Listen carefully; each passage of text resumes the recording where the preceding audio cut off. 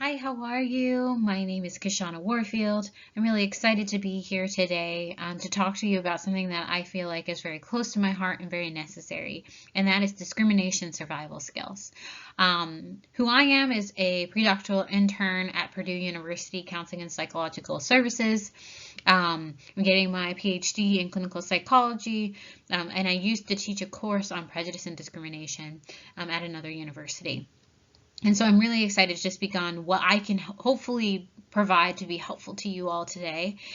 It will be tailored to the current crisis situation that we're in. So the historical moment that we're in right now for future reference is we're sort of in the midst of a global pandemic due to COVID-19. And I am creating this sort of in response to my own and other people's experience with the uptick in xenophobia and discrimination towards Asian and Asian American individuals in the US and around the globe.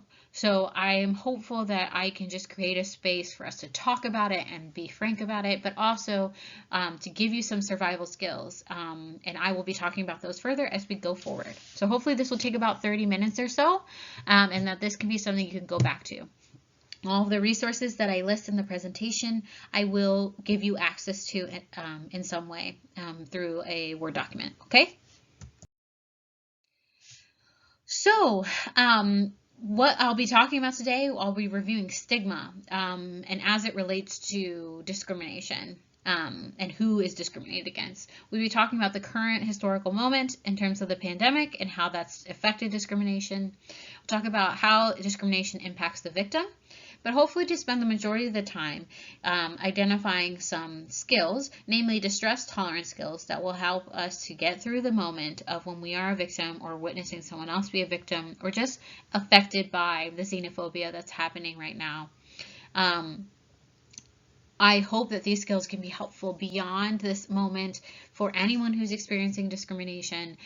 This is something that I use in my own treatment to help people to deal with things like trauma, to deal with just really intense emotions, and to still make the most of the life that we have to live. And then finally, I'll review briefly some resources for reporting. And again, those will be listed on the Word document that I will send out. So who experiences discrimination? I think that this is something that's really important to understand just so that we can validate that this is an experience that many minority individuals have in the US. Discrimination and prejudice is still very alive and real. It has become something over time that's become a little bit more covert or subtle, but the impact is not subtle. The impact is not small. With the current crisis, the discrimination has become more overt or blatant, and I'll talk about that in the next few slides. So when we think about discrimination, I think it could be really helpful to understand it psychologically, so that we can excuse the behavior or make it right, but so that we can understand what might motivate someone to do this, and that might help us to understand our own response to it, hopefully.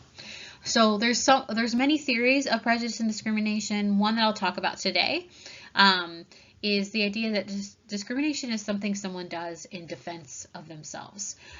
So if they're dealing with some sort of feeling that is uncomfortable or an experience that is painful, or if they just don't really feel great about themselves, they want to protect themselves, they might engage in discrimination. It's typically aligned to maybe a bully or something like that. Like maybe they're being bullied in some other way, or they have a lot of emotions they don't know how to deal with, and so they respond in this really unhelpful and harmful way.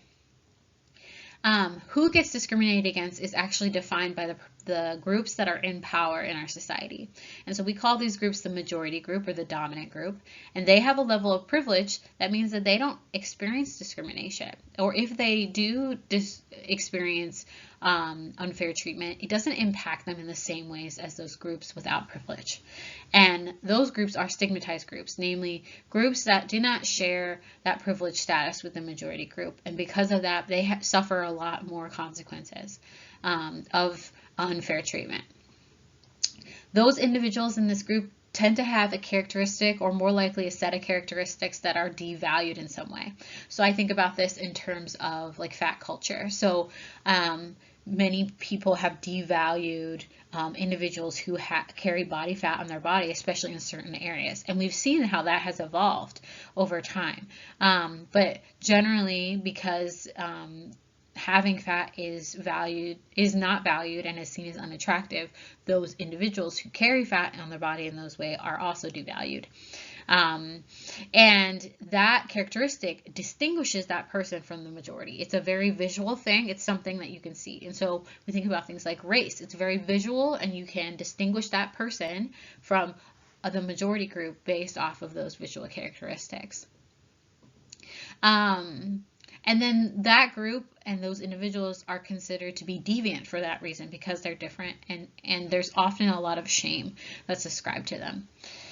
Frequently, those individuals are objectified, and this is important to understand, because if you objectify someone, or you treat them or see them as an object or as indistinguishable from other people in that group, right, you can dehumanize them. If you can take the human individual quality away from somebody, it is much easier to hurt them and mistreat them, right? If you see someone as no different from like an office chair, you don't necessarily have as many of the barriers to treating them in an unfair way as you would if you saw them as a person with emotions and feelings and unique qualities.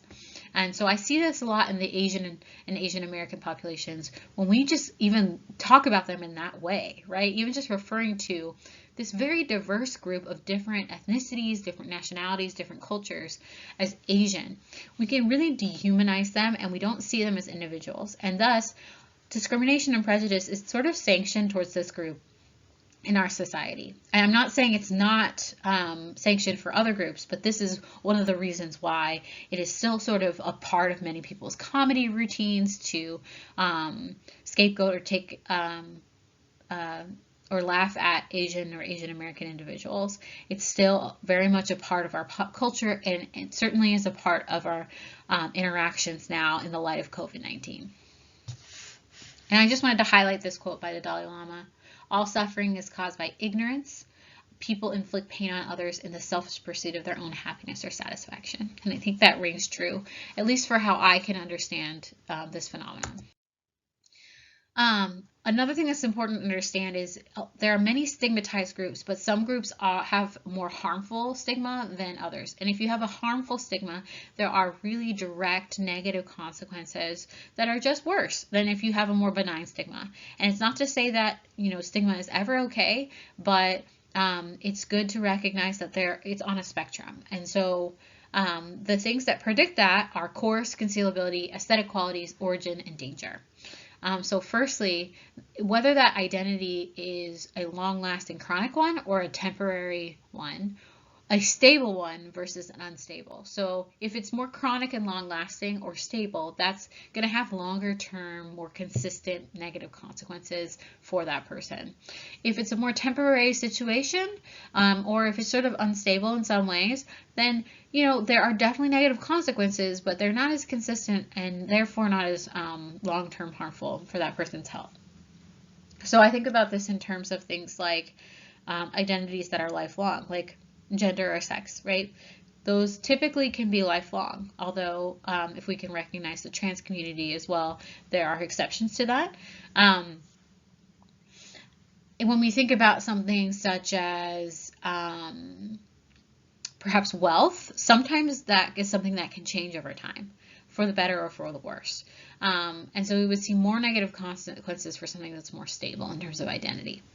Concealability. So how easily can you hide or control that visibility of that identity if you're a stigmatized person? Race is one that is often very difficult to conceal. However, if you think about multiracial individuals such as myself, sometimes that can vary depending on the space that you're in. It depends wholly on that other person's perceptions. When we look at things like across different minority groups, so if you look at Black individuals or African American individuals, there tends to be something like the one drop rule, where very much if you are any percentage of that race, it is something that is a part of a stigmatized identity. It is very salient in our culture due to our history of slavery, and just the way that we have sort of we have oppressed Black and African American individuals.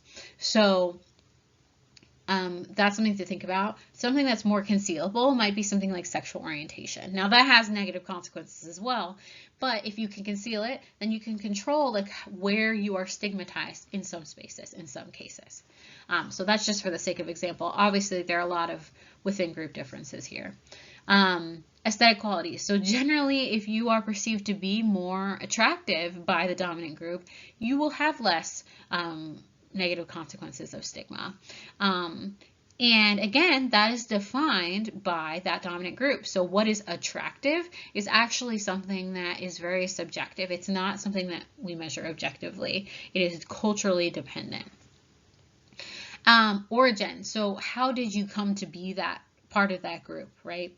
So if it feels like it's something that's under your control, there is less sympathy for you and a lot more anger. So I think of, and that's why I have this picture here, I think of substance use. And sometimes people do have substance abuse issues, and ultimately we don't regard those people very well. We discriminate against those people.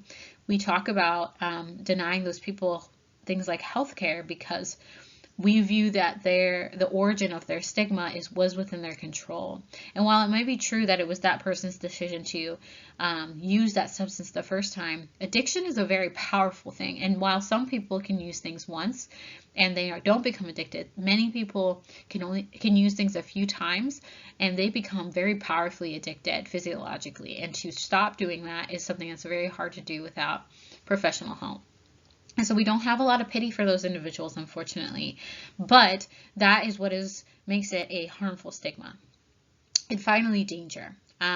So how dangerous that person is perceived to be, especially to the majority group, that will determine how much stigma is happening as well, and how harmful it is. And so when we think of the shootings that have been happening for a long time but are now recognized by larger society, or at least the media, the shootings of Black males, that is arguably due to them having a stereotype of being dangerous to others and being more prone to violence. And so you see these things where unarmed Black men and boys are being killed by police officers because they are assumed to be dangerous in the moment. And even though the facts of the situation were like that person or persons, they didn't have a weapon on them, they are being brutally killed out there, and it's sanctioned by our society. So that is a very harmful stigma. You can see right there, death is a very probably the worst consequence that there could be for a stigma. And so the idea with this is to give you a sense of, how does society perceive us, and how might this translate into discrimination? Now, the current situation that we are in, I think, is really important to acknowledge too. So COVID-19 has led to an increase in uncertainty. We don't know when it's going to end. We don't know how it's going to affect our society fully. We don't know if there's going to be a vaccine soon enough to sort of really allow this to not have as many far-reaching economic, personal, relational, racial consequences or not. There's a lot of fear of being exposed and to losing people. There is just discomfort with having to social distance and having to change, all related to this pandemic.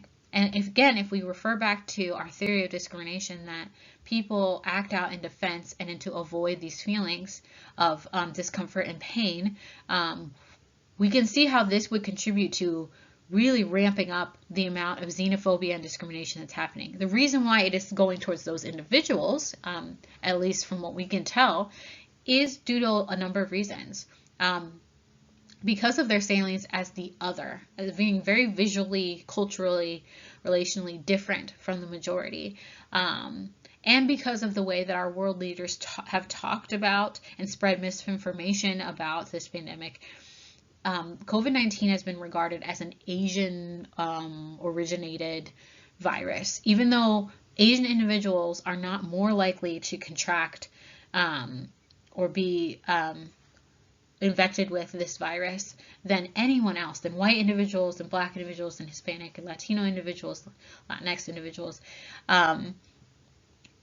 They are linked very visually to the virus in the way we talk about it. And we think about just how our president calls it the Chinese virus, right?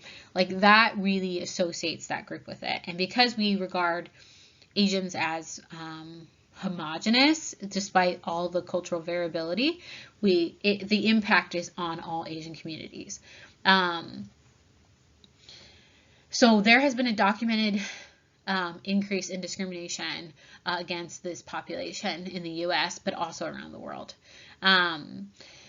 We also have to think about, okay, how are hate crimes motivated in general? Well, one is to protect your in-group, to protect your people and your territory and your resources, to also coerce that feared group to leave or to subjugate themselves. It could be retaliation for being for some kind of offense. And if we're making Asians the enemy here, you might feel, as a majority member, justified in acting violently towards those people. Also, if there has just been a trend of lack of respect for this population or any marginalized population, that can contribute to you dehumanizing them and being willing to do these things. And then again, if we go back to that uncertainty and not being able to do anything really actively except for to social distance about this issue, you might need to feel like you have some agency, might have some control over the situation.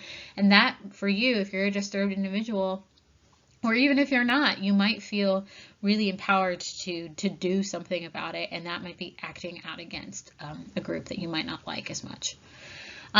Hate crimes originate this way in a number of different ways, but they are maintained and continue to happen by us normalizing it in our culture, by us coming to expect it, and also by us not identifying that these things are happening. And if we don't identify them and then we don't condemn them or have any consequences for those people that commit these crimes, it's going to keep happening.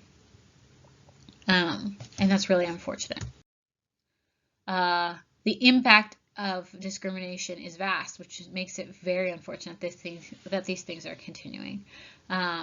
So I've had these mirrored here, these two different responses, one to a hate crime and one to a general trauma response, because I truly feel that if you were to being discriminated against, you are likely to experience trauma, and you're likely to act as though you have experienced a trauma, which is really, really damaging and problematic.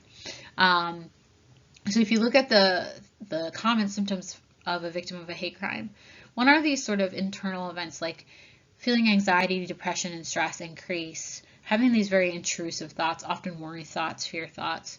But it can also impact how you work. So difficulty concentrating and focusing on what's in front of you. You might really feel dysregulated, feeling anger, and needing to retaliate in some way, which is going to be problematic for you too. You could feel very exhausted and not really understand why if you're not aware that you're having a trauma response. But also it can affect how you relate to other people. So if you are really fearful, like, when is this going to happen to me again? You might feel very distrustful of other people and like you can't trust that people are going to keep you safe or not hurt you. You might fear that like you are just personally more vulnerable to these things. And ultimately you just have difficulty coping with being a victim. And when some things are not going right with ourselves, it impacts our relationships with other people. And so if things aren't going right with you, you might have difficulties in relating to other people in your life, even if those people are trying to help you. Similar to a trauma that we might see in, say, a veteran or a victim of sexual assault. Like, these things look very similar and you can see them mirrored here. Further, you don't actually have to experience the event directly to experience the symptoms as if you had experienced it directly. So you can still have a trauma response if you are just witnessing the event happen to someone you love or someone who looks like you, or seeing those things in the news. And so that's where we have to be careful. We want to stay informed, but at the same time, we don't want to experience this response. And you might similarly have a fear like, well, if that person that's like me, is being attacked? When will I be attacked?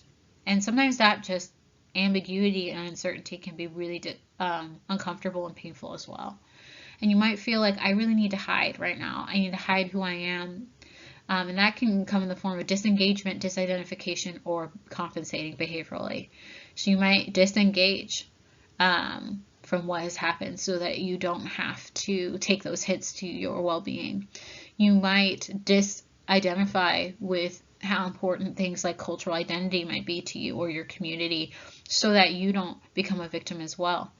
And you might compensate to really not fit into those stereotypes. So I know, for example, for me, I want to wear a mask in public. I really want to wear a mask in public to protect myself and my family. But I know as an Asian person, when I put a mask on, because wearing masks as a civilian in this country is just not as seen as okay and is not as common, I feel very stigmatized and identified. And I feel like my Asian identity is putting a target on my back. It's just how I feel, whether it's true or not, that's my feeling. And in that way, it can be seen as sort of a secondary trauma response. So what do we do? One is to participate in things like this and just become aware of how you might be being impacted and make room and compassion for that, for yourself and others. The other way is these very specific skills for dealing with the emotional consequences of this event and trying to make the most out of the life that we are being given and try to prevent as many of the long-term consequences of these traumas as possible. And so I often use the stress tolerance skills in my own treatment with individuals to help them to feel safe and to help them get to a place where that they can do things that are more productive and effective and not engage in like self-harm, not engage in relational conflict if they don't have to, and help them to just improve how they're feeling in the moment. These are things for a crisis. And so if we regard discrimination as a crisis, we can see how these fit. These are not for everyday problems and stresses, right? Like, those aren't going to be effective, but these are for those really acute, intense events that have very serious in the moment consequences, right? So I'm trying to create for you a little toolkit so that you can feel like you have some things to go to in the moment. Distress tolerance skills are skills for tolerating painful events, urges, and emotions, especially when you cannot make those things better right away. So for instance, it could be that you're experiencing sort of intense emotional or physical pain that really needs to be helped quickly, but it's hard to do when we're feeling like that. It could be when you're feeling that intense emotion to do something, but acting on those emotions and giving into those urges would actually make the situation worse, or it might be actually unsafe for you to do in the moment.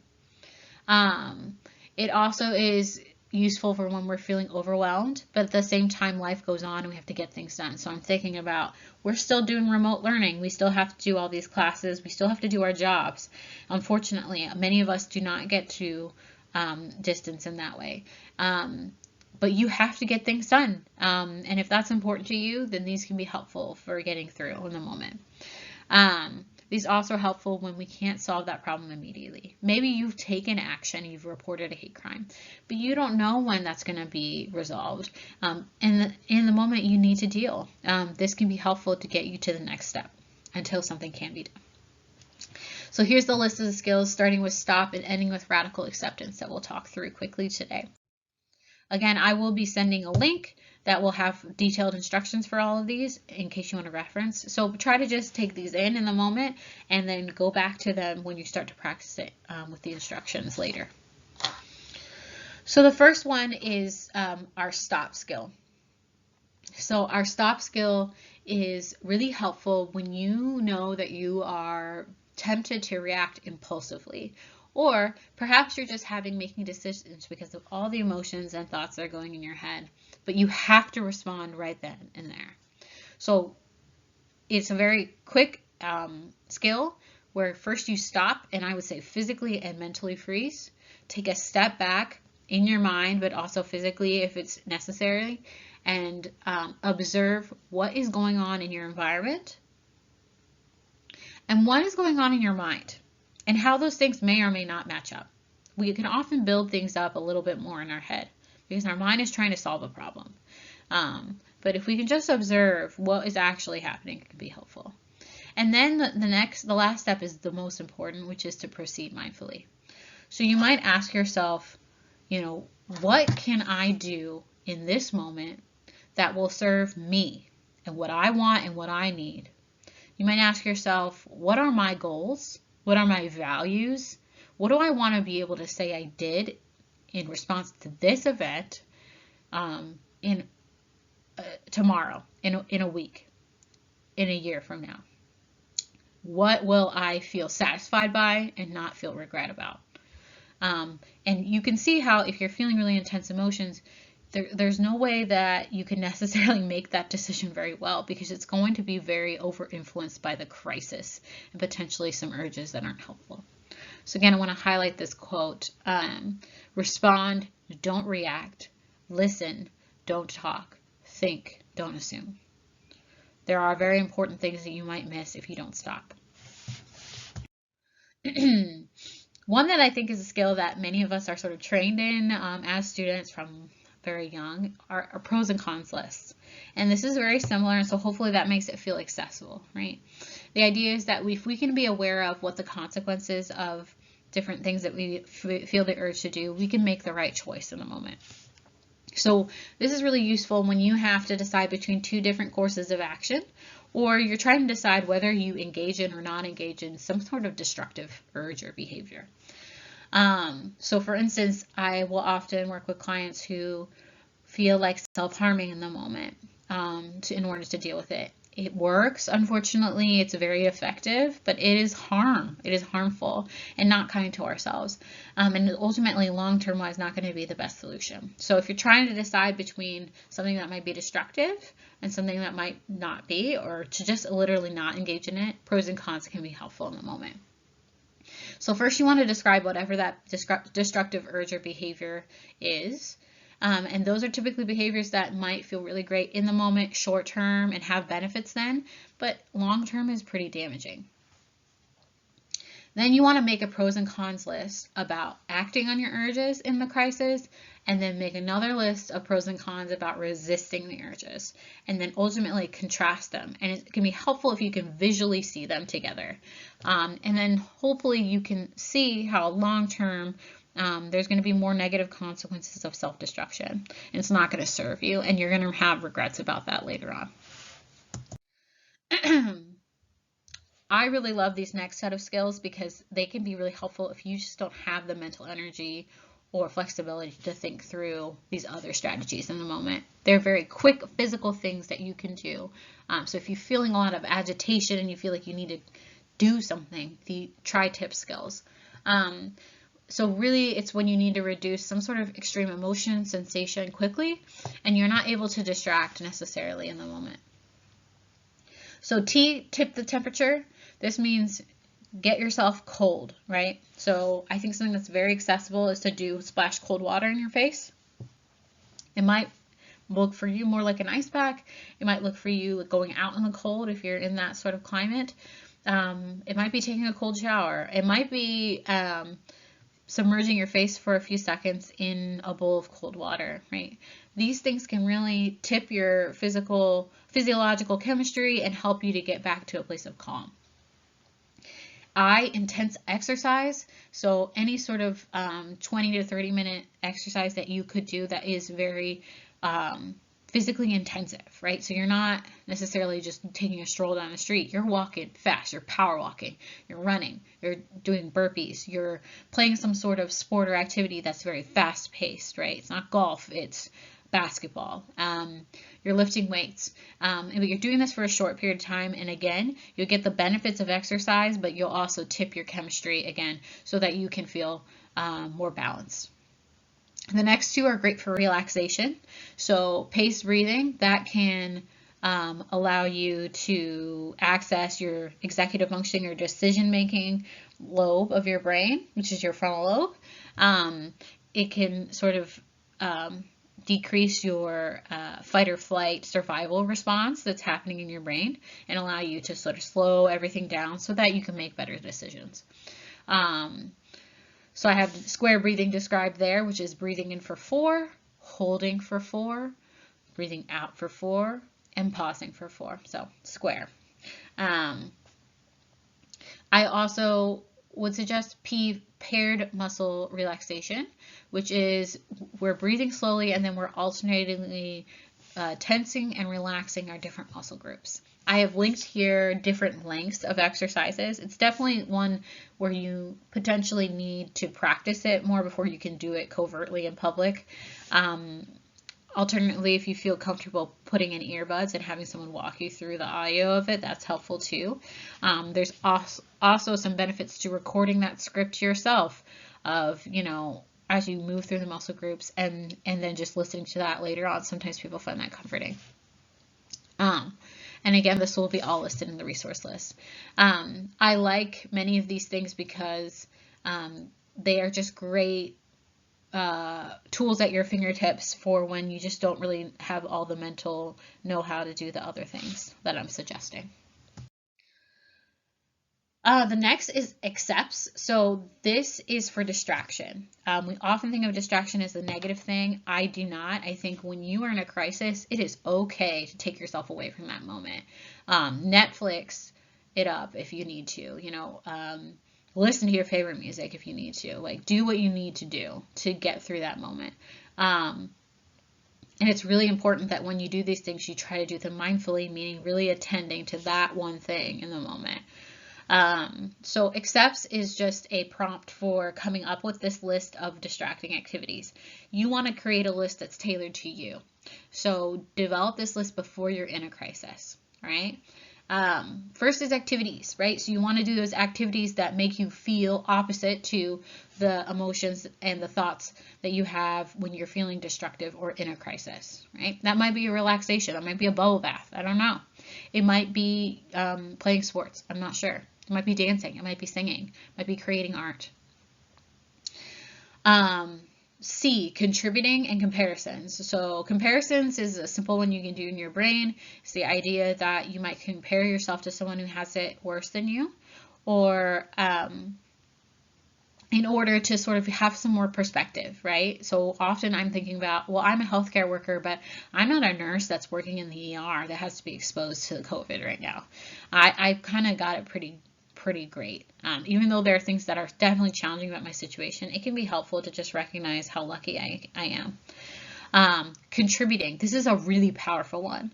So a lot of people are making masks for healthcare workers right now, and that can be something that you can do to give you an activity and deal with your discomfort, but it's not putting you in danger and it's helping someone else. So if you need to distract from your pain and you can help someone else, I guarantee that's not something that you're going to regret in a year from now. Emotions. So engaging in things that are going to create emotions opposite from what you're currently experiencing. So let's say you're feeling really numb, like you're just sort of hopeless about everything that's happening. It might be important to watch like a real tearjerker, P.S. I love you, things like that are just going to generate really intense emotions for you and help you to feel differently. Alternatively, it could be putting on a comedy special. It could be watching TikTok. It could be watching YouTube. Whatever you need to do to get you to feel differently in the moment. It's okay to distract and create those feelings for yourself. Pushing away. That could be leaving the situation physically and just separating yourself from harmful individuals and situations.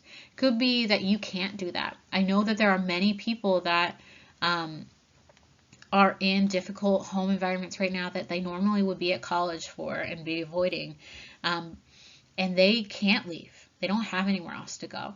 And so it might be important for you to mentally build yourself a little fortress. And it sounds silly, but it can be really, really powerful. So it could be building a wall around yourself visually in your mind. It could be creating some sort of shield. It could be imagining some sort of person, fictional or otherwise, who feels really helpful to you to have there, like sort of on your shoulder or near you as a protection. And then thoughts and sensations, again, it's engaging in thoughts and thought patterns that are going to be very diverting and distracting. So sometimes people will sing their favorite song in their head. Sometimes it's reciting something loud that takes a lot of mental energy and distracts you from what you're doing. It could be creating sensations that are very different than what you're currently experiencing. So you might go back to tip skills with that.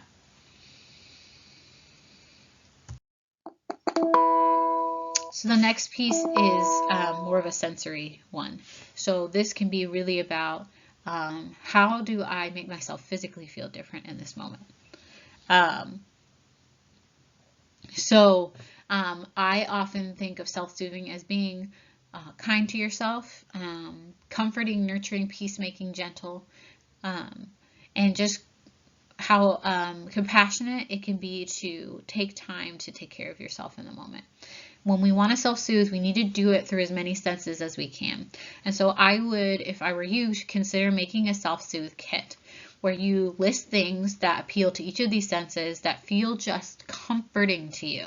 So it could be for taste that you have a certain meal that your caregivers made you when you're younger that just feels comforting. So I'm thinking for me, it is sinigang, which is a Filipino dish that is warm and comforting, a little bit sour, and just very appealing to my sense of taste, but also my touch in terms of the warmth and smell. You might have a certain site, right? Like certain pictures of you and your friends. Pinterest board collages. It could be that you like to color. It could be that there are certain nature scenes that feel comforting. With sound, I often think of like instrumental or electronic music feeling just very comforting in the moment. Sometimes the words are too much. It could be a playlist though of music from when you were a teenager. That tends to be very diverting for sure. It could be something as simple as white noise for you in the moment. So think through what each of those would be and list them again, creating this kit before you're in the crisis so you have access to it later. Second to last skill that I'll talk about, improve the moment. So often discrimination is a very unpleasant but also seemingly meaningless and just painful experience, and I think it could be helpful to turn that painful moment into one that is positive and has purpose. So it might be about going to a happy place and engaging in imagery that is pleasant and takes us somewhere else. I think one that's really important is meaning. So people often need to create meaning from a meaningless experience to survive, to feel like they have the motivation to go on. So when I think of this, I think of Holocaust survivors who have talked about how if they can find a meaning or a purpose to what they have suffered through, it helps them to hold on. It helped them to get through their time in like concentration camps and being subjugated. Which is not to say that you need to believe that you deserved what has happened to you, but more so that if you can find some sort of impact that is positive for you. So often people will say, you know, everything happens for a reason, including my pain. It taught me something about myself. It taught me something about my environment. It helped me to deal with similar situations in the future. Because I went through this, I can relate to and connect to other people who have went through this. I can help other people. Those are just common reasons that I've heard. So you might consider that. Sometimes people find this meaning through prayer if they feel like they are religious or spiritual. Sometimes that could just be letters to yourself. It doesn't have to be a religious or spiritual thing. Often if we can relax, similar to the imagery, that can make the moment more pleasant. One thing in the moment, that's a really hard one, I think, for a lot of people. We often are multitasking, but if you can just be kind to yourself and allow yourself to just take one thing at a time, to engage in one activity very mindfully, very presently, that can be helpful too.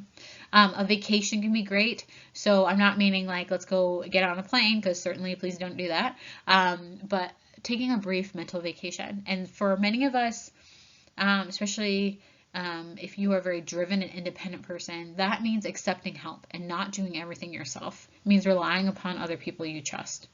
And that can be hard. It means not being productive that day, even if you have a deadline and you're feeling pressure from your professor to do so. It means taking that time for yourself if you need it, but you have to recognize that you need it to do that. And finally, E, encourage yourself that things are going to be okay, that you can manage this, but also that you might just need to rethink the situation and think about it in a different light.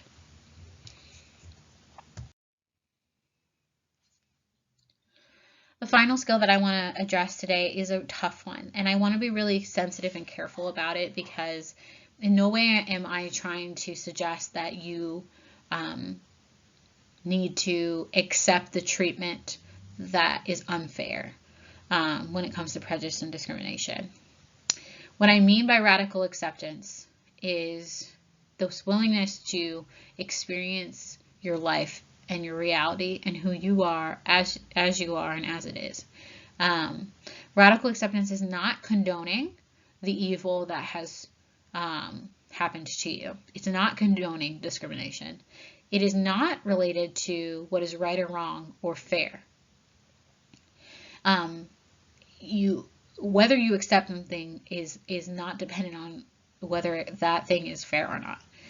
But it is working that system. It is being effective despite this outdated, oppressive, unjust environment. It's being effective in that environment and making it work for you. And to do that, you have to accept reality as it is. Not the way that we've built it up in our mind, not the way we're interpreting it, not the fears that we're having about it, but what is observable, what is actually happening, what are those limitations that you have and that your society has. It's also accepting that hopelessness and fear you feel about the future, while justified and understandable and reasonable, is not fact. We don't know. We don't have a crystal ball. And our life is worth our life is worth living, even though we know there is going to be pain, which is a tough one. But if we don't even have that basic assumption that we should go on, that we can go on, that there will be something positive at the end of this or through it, why even engage in any of these strategies? Why try to change society? So we need to be able to take stock of that. So again, if we accept that pain is this inevitable, unavoidable experience, and denying that reality actually does not change it, it causes us to suffer more. It turns our pain into suffering. Then we can accept that in order to change, we need to accept the facts. So, for instance, when we're doing, let's say, a math problem, we have to define what that problem is, what kind of problem it is, what it would take to solve the problem before we can actually solve it. If we don't have the facts, if we can't take stock of that in an objective way, there's nothing that we can do. So the idea with radical acceptance and discrimination is if we can acknowledge what the problem is and what has happened and what we need to do and want to do in that situation, then we can begin to change. Then we can begin to feel better and have benefits of it. Something I want to make sure I'm saying is that this engagement in radical acceptance is not surrender, but it is freedom. You are not responsible for your oppression. It's not something you asked for. It is not your fault that you or your community has experienced prejudice or discrimination. Unfortunately, it's also true that we can't control who oppresses us or how. And we can only control how we respond to it. And an unfortunate, unjust truth that we have to accept is that while you did not create these problems that you are experiencing in any way, you are the one that's here watching this presentation. You have to be the one to solve them. And while I will definitely promote allyship wherever I can, we also can't control how effective they're going to be either. But you can control how you respond to these events that are happening to you. So you can engage in distrust tolerance activities, and you can enact institutional change if you can accept where the problems are, if you can know the facts. So another thing that you can do is to bring about awareness by reporting if these things happen to you or a loved one. So I've listed a number of resources here. I want to highlight the Victim Connect Resource Center, which has a number of hotlines. It has a chat function if you don't want to speak to someone on the phone to help you walk through how you would report. I want to highlight also that these are reasons in the red box of why you would call 911 and engage in emergency services when it's a more imminent, life-threatening situation. Stop Appy Hate is an organization of the Asian Pacific Policy and Planning Council that is not only documenting these events but trying to help promote legislation that will protect Asian American Pacific Islander population. There are many states that are experiencing a high level of hate crimes that have created explicit hotlines to call just for that purpose so that you can get help. So you might check that out in your local in your location. I've just highlighted New York's as they are experiencing a lot of stress due to COVID-19. So here's my references. I will send out the resources to you. Hopefully this feels helpful. I welcome any feedback about this presentation that you might offer. I appreciate your attention. Feel free to contact me at CAPS if you have further questions. And please take care of yourself. Be kind to yourself. We are thinking of you and we are here for you. Thank you.